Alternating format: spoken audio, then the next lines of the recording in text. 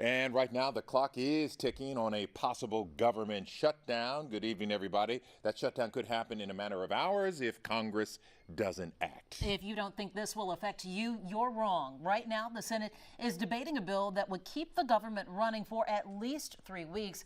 But there seems to be little hope it will pass. The House already passed a short-term bill to keep the government open. Congress has until midnight to come up with a deal. Now, that shutdown could be devastating for some families still rebuilding after Harvey, who fear it will keep them from receiving government assistance. Adam Bennett talked to lawmakers and experts to find out. So what's the impact here, Adam?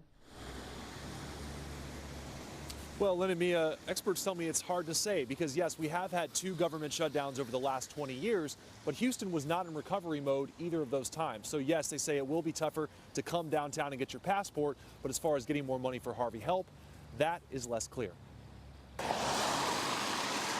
More than 4 months after a record amount of rain fell in Brays Bayou, Harvey victims are still making trips to the Good Hope Missionary Baptist Church across the street. Got the insurance, I don't know how I was going to do it. Hoping FEMA can help them clear the storm clouds still hanging over their lives. They gave us all kind of assistance from here, actually. After water flooded both her home and her place of employment, Jackie Davis says FEMA came through for her and her 2 young sons. I'm just happy. You said it's a blessing. Yeah, it is. It is. But with a looming shutdown in Washington, we're in uncharted territory in a lot of ways. What about Harvey victims still waiting for help? It would really add insult to injury to furlough FEMA when many people are just in the midst of trying to get back into their houses and are doing so with government assistance. Rice University political science professor Paul Brace says despite loopholes and vague precedents, most of FEMA is considered essential and should be spared. My instinct and my impression is it should proceed uninterrupted for the most part.